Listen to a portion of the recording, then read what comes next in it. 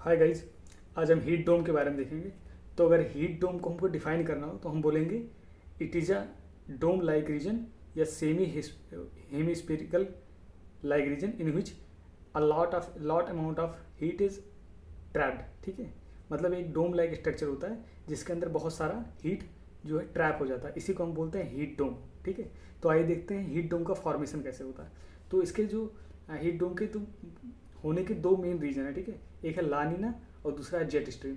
Jet stream के बारे में आपको मैंने बताया ये कि जो ये फास्ट फ्लोइंग ट्रोपोपाउस पे जो बहुत तेजी फ्लो करती जो स्ट्रॉम्स होती हैं उन्हीं को हम क्या बोलते हैं, जेट स्ट्रीम। ठीक है, ये वेस्ट टू ईस्ट मूव करती हैं, रिवन ऑफ फास्ट फ्लोइंग विंड्स होती हैं। ठीक है, इनकी स्पीड 160 से 320 किलोमीटर पर आवर की स्पीड भी हो सकती है और ये ट्रोपोपाउस में जनरली फ्लो करती हैं और इन्हीं को बोलते हैं जेट स्ट्रीम। तो दो केसेस होंगे, एक लानिना एक जेट स्ट्रीम्स। इन्हीं दोनों रीजन की वजह से ये हीट डोम बनते हैं। ठीक है, ये हीट डोम अब जैसे जैसे क्लाइमेट चेंज हो रहा है और भी बहुत सारे रीजन रिस्पॉन्सिबल है, इनकी फ्रीक्वेंसी जो है बढ़ती जा रही है। ठीक है, नॉर्थ अमेरिका जो मतलब जनरली कूलर एरिया होता है वहाँ पे भी इतनी सारी गर्मी होती है, जहाँ का टेम्परेचर लगभग 20-25 डिग्री सेल्सियस होता है वहाँ 40-42 डिग्री सेल्सियस पहुँच जाता है। ठीक है, नॉर्थ अमेरिका हो गया, यूरोप वाला रीजन हो गया, आर्कटिक रीजन हो गया, यहाँ पे खूब सारे हीट डोम बनते हैं। ठीक है, गर्मियों के टाइम पे काफ़ी ज़्यादा बन रहे हैं और इसी के वजह से यहाँ पे, क्योंकि यहाँ के लोग जो हैं वो कोल्ड क्लाइमेट को अडॉप्ट कर चुके हैं। ठीक है, तो यहाँ पे अगर इतनी ज़्यादा गर्मी होती है तो लोग सहन नहीं कर पाते और बहुत सारी डेथ होती है। ठीक है, बहुत सारे लोग मरते हैं यहाँ पे। तो आइए देखते हैं कि हीट डोम फॉर्म कैसे होता है। ठीक है, तो जैसे कि आपको ला नीना के बारे में बताया, ला नीना एक सिचुएशन है पैसिफिक ओशन में।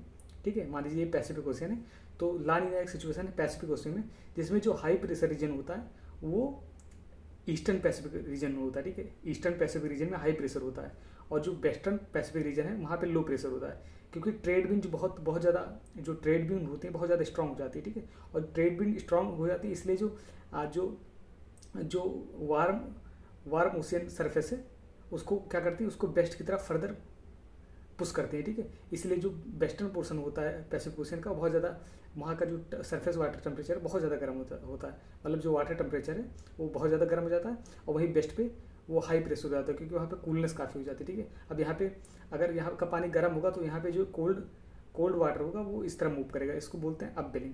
और यहाँ पे लो प्रेशर क्रिएट हो गया वेस्ट पैसिफिक ओशन में, तो जो लो प्रेशर क्रिएट हो गया मतलब काफ़ी हाई टेम्परेचर, मतलब यहाँ जो सरफेस विंड है वो गर्म हो रही है, जो सरफेस विंड गर्म होंगी तो वो ऊपर उठेंगी और जो ऊपर उठेंगी तो कुछ दूर पे जाके 12-15 किलोमीटर जाके उतनी ऊंचाई पर जाएंगे तो कूल हो जाएंगे। ठीक है, जैसे कि आपको पता है 1 किलोमीटर पे 6.5 डिग्री सेल्सियस तक टेम्परेचर डिक्रीज होता है। तो यहाँ पे क्लाउड बनेंगे, क्लाउड जब कूलनेस होगी, जब ठीक है ड्यू पॉइंट पे पहुंचेगा तो यहाँ पे प्रिसिपिटेशन होगी, तो ऑस्ट्रेलियन कोस्ट पे खूब सारा मतलब खूब बारिश होता है और वहीं हाई प्रेशर रीजन पे मतलब इधर पेरू कोस्ट पे यहाँ पे ड्रॉट वाली कंडीशन होती है। ठीक है, तो ये जो वार्म एयर होता है, वार्म एयर कहाँ फिर इधर मूव करेगा और कहाँ हाई प्रेशर रीजन पे फॉल होगा। ठीक है, सिंक करेगा।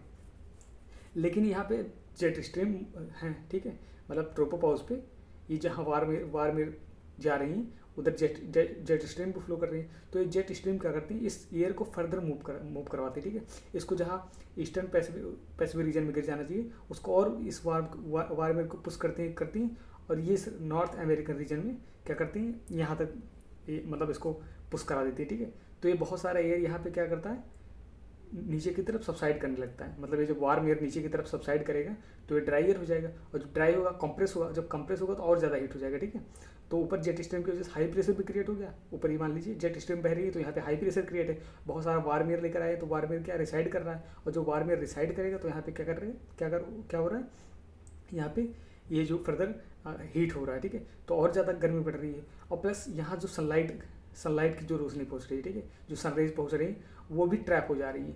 इसके ट्रैप होने की रीज़न ये हाई प्रेशर रीजन है, क्योंकि जो वार्म एयर है वो हमेशा कोल्ड एयर के जो मतलब जो कोल्ड एयर है वो हमेशा सबसाइड करता है, जो वार्म ऊपर उठती है, लेकिन जब यहाँ कोल्ड एयर है तो ऊपर जा ही नहीं पाएगी, तो क्या होगा, जो हॉट एयर है वो भी अब ऊपर फर्दर नहीं उठ पाएगी और जब फर्दर नहीं उठ पाएगी क्लाउड फॉर्मेशन नहीं होगा, जब क्लाउड नहीं बन पाएगी तो क्लियर स्काई रहेगा, हाई प्रेशर रहेगा। ठीक है, तो ये भी एक रीज़न है कि सनलाइट भी ट्रैप हो जा रही है और जो इधर सब वार्म एयर आ रही है वो भी ट्रैप हो जा रही है। ठीक है, और जो रेडिएशन होगा, जो ये नॉर्थ अमेरिका रीजन जो रेडिएट करेगा हीट एनर्जी वो वही बाहर नहीं जा पाएगा, क्योंकि चारों तरफ क्या है, हाई प्रेशर है। ठीक है, पूरे इस तरफ हाई प्रेशर है, तो ये पूरे डैम लाइक एक डॉम सिचुएशन बन गया। ठीक है, अब इस डॉम में क्या हो रहा है, पूरा जो जितनी भी तरीके से जो हॉट एयर है वो सारी वो कैप्चर हो जा रही है, ठीक है, ट्रैप हो जा रही है। इसी चीज़ को, इसी फेनोमेना को हम लोग क्या बोलते हैं, हॉट हीट डोम बोलते हैं, ठीक है। मतलब एक स्पेरिकल स्ट्रक्चर बनना है, semi spherical hemi spherical structure बनना है जिसमें जो हीट है वो ट्रैप हो जा रही है, ठीक है। ट्रैप होने का रीजन मैंने बताया कि लानिना और दूसरा jet stream. Jet stream high pressure create करते हैं और प्लस वार्म को पुश करते हैं कि फर्दर, ठीक है, अमेरिकन कॉन्टिनेंट की तरफ। और जब यहाँ से नीचे हवा चलती है तो हवा ड्राई होती है, कंप्रेस होती है और ज़्यादा गर्म हो जाती है, और हवा ऊपर उठ ही नहीं पा रही है ज़्यादा, इसलिए यहाँ पे क्लाउड फॉर्मेशन भी नहीं हो पा रहे हैं, ठीक है। तो ये रीज़न है हॉट हीट डोम बनने का, ठीक है। इससे इम्पैक्ट क्या होगा, हीट डोम से इम्पैक्ट क्या होगा। हीट डैम जब ज़्यादा हीट हो जाएगी तो यहाँ के लोग जो अडॉप्ट कर चुके हैं कूलर रीजन हमेशा रहे हैं, तो क्या होगा, इतनी सारी गर्मी सह नहीं पाएंगे, इसलिए बहुत ज़्यादा लोग यहाँ पे डेथ होगी, ठीक है। लाइफ, प्रॉपर्टी, हर चीज़ का नुकसान होगा यहाँ पे। क्रॉप वगैरह है, क्योंकि क्रॉप का भी एक अपना एक फिक्स्ड क्लाइमेट होता है, उसी में ग्रो करते हैं। लेकिन अगर बहुत ज़्यादा गर्मी बढ़ जा रही है सडन, ठीक है, तो क्या होगा, क्रॉप भी फेलियर हो जाएगी, एनर्जी कंजप्शन जो होगी बढ़ जाएगी।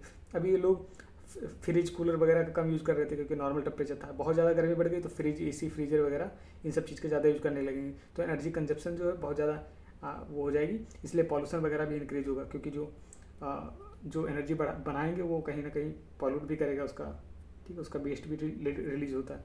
और वाइल्ड फायर्स, मतलब जंगल वगैरह में वाइल्ड फायर्स में आग वगैरह भी ज़्यादा लगेगी, ज़्यादा गर्म होगा तो पत्ते आपस में रगड़ेंगे, तो उनसे फ्रिक्शन होगा, फ्रिक्शन से जो भी स्पार्क्स निकलेंगे उनसे जो वाइल्ड फायर है वो होगी, ठीक है। और यानी कि हीट डोम की जो फ्रीक्वेंसीज है वो बढ़ती जा रही है, मतलब नॉर्थ अमेरिका, यूरोप वगैरह में इस रीजन में गर्मियों में काफ़ी ज़्यादा तेज़ी से ये हीट डोम्स देखे जा रहे हैं, ठीक है। और आगे आने वाले टाइम में और एडवर्स होने वाली है। तो ये रहा हीट डोम की बात, ठीक है।